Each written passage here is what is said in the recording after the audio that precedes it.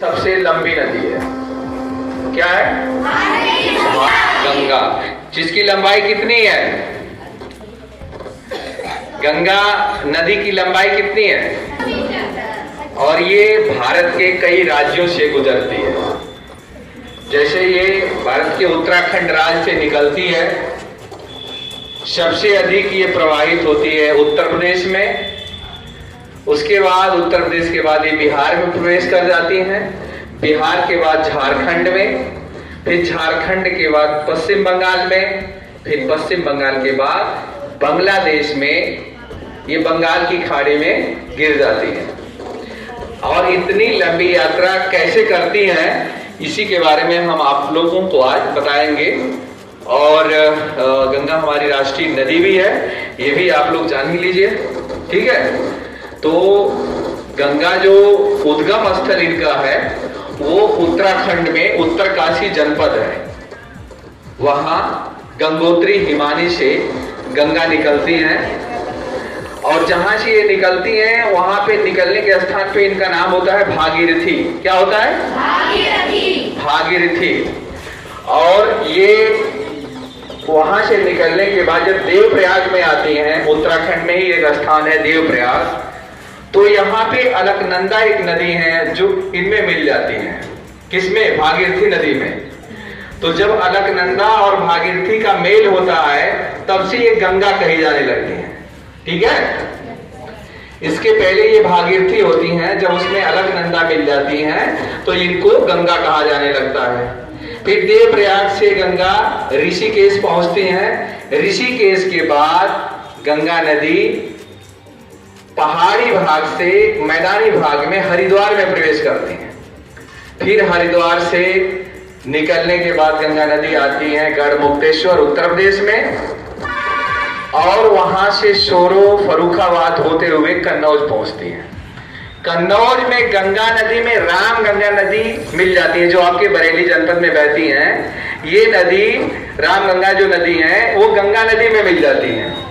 अब राम गंगा और गंगा की संयुक्त धारा आगे बढ़ती है कन्नौज के बाद, वो कानपुर पहुंचती है गंगा जी, और फिर वहां से वो इलाहाबाद पहुंचती हैं। अब इलाहाबाद में एक बड़ी नदी जमुना उसमें आके मिल जाती है, और इलाहाबाद में संगम का निर्माण होता है, गंगा जमुना का संगम कहा जाता है, ठीक है।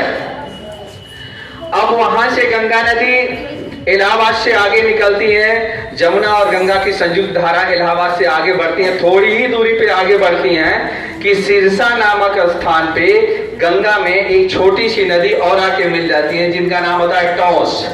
कौन सी नदी? टॉस। टॉस गंगा नदी में मिल जाती है। अब टॉस और गंगा नदी की संयुक्त धारा आगे बढ़ती है, फिर गंगा जी मिर्जापुर पहुंचती है, मिर्जापुर जनपद में उत्तर प्रदेश के। फिर वहां से वाराणसी पहुंचती है। वाराणसी पहुंचने के बाद फिर गंगा आगे बढ़ती हैं और गाजीपुर पहुंचती हैं। लेकिन गाजीपुर जनपद से थोड़ी सा दूरी पे पहुंचती हैं तो कैथी नाम का एक स्थान है, वहां पे गंगा जी में गोमती नदी भी आके मिल जाती है। कौन सी नदी? गोमती नदी मिल जाती है। फिर अब गंगा जी गोमती और गंगा की संयुक्त धारा आगे बढ़ती है, और अब गंगा जी उत्तर प्रदेश से निकल करके बिहार प्रदेश में प्रवेश करती हैं बक्सर जिले में। अब बक्सर से आगे जब गंगा जी बढ़ती हैं तो छपरा जिले में पहुंचती हैं, और छपरा जिले में पहुंचने से पहले एक नदी और उसमें आके मिल जाती है, जिनका नाम होता है घाघरा। कौन सी नदी?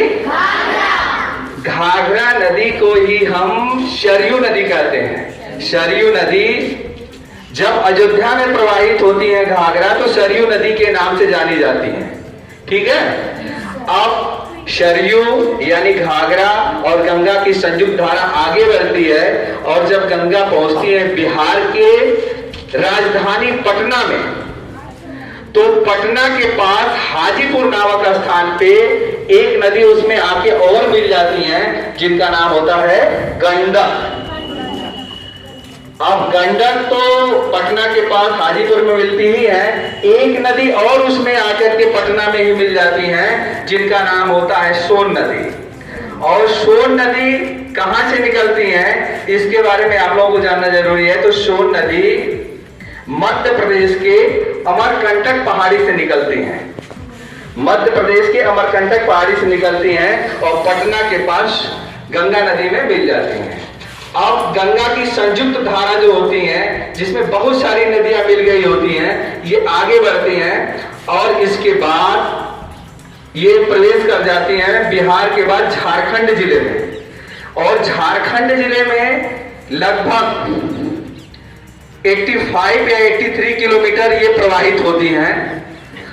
और साहिबगंज नाम का एक स्थान होता है, जिला होता है, जहां एक पुनपुन नाम की छोटी नदी इनमें आके मिल जाती है। अब पुनपुन के मिल जाने के बाद अब गंगा की संयुक्त धारा आगे बढ़ती है और ये राजमहल क्षेत्र है, उसको टच करते हुए गंगा जी प्रवेश कर जाती हैं पश्चिम बंगाल में। पश्चिम बंगाल एक अब अलग प्रदेश हो गया, तो पश्चिम बंगाल में प्रवेश करती हैं और पश्चिम बंगाल में बहने के बाद मुर्शिदाबाद जिले में पहुंचती हैं गंगा जी। और मुर्शिदाबाद पहुंचने के बाद गंगा जी दो भागों में बढ़ जाती हैं। एक का नाम हो जाता है हुगली, भागीरथी हुगली जिसको कहा जाता है, और एक का नाम हो जाता है पद्मा। अब गंगा का नाम हो गया पद्मा। अब पद्मा के नाम से गंगा जी की मुख्य धारा पद्मा कही जाती है। अब पद्मा के नाम से गंगा जी पहुंचती हैं बांग्लादेश में। अब अपने देश को छोड़ करके दूसरे देश में बहने लगती हैं। बांग्लादेश में गंगा जी पद्मा नाम से ही जानी जाती हैं और पद्मा नाम से गंगा जी बढ़ते हुए आगे बढ़ती हैं और पावना एक स्थान है, वहां पे एक नदी और आके गंगा जी में मिल जाती है, उसका नाम होता है जमुना। और जो जमुना नदी मिलती है गंगा जी में, वो ब्रह्मपुत्र एक नदी है जो तिब्बत, हिमालय के उत्तर में स्थित तिब्बत के एक हिमानी है, वहां से निकलती हैं। और जब वो ब्रह्मपुत्र नदी बांग्लादेश में प्रवेश करती हैं तो दो भागों में बढ़ जाती हैं। एक भाग का नाम होता है जमुना और एक भाग का नाम होता है मेघना। तो जो जमुना वाला, जो ब्रह्मपुत्र का जमुना वाला भाग है, वो पावना के पास पद्मा नदी में मिल जाता है और संयुक्त धारा अब पद्मा के नाम से आगे बढ़ती है। लेकिन कुछ दूरी तक प्रवाहित होने के बाद चंद्रपुर नामक स्थान पे जो ब्रह्मपुत्र की दूसरी शाखा होती है, जिनका नाम मेघना होता है, वो भी गंगा नदी में यानी इस पद्मा में आकर के मिल जाती हैं। अब उस धारा, संयुक्त धारा का नाम हो जाता है पद्मा। यानी गंगा जी और ब्रह्मपुत्र के दोनों नदियों के मेल से एक नदी का निर्माण होता है पश्चिम बांग्लादेश में, जिनका नाम होता है मेघना। अब ये मेघना नदी कई जल वितरिकाओं में बट करके बंगाल की खाड़ी में गिर जाती हैं।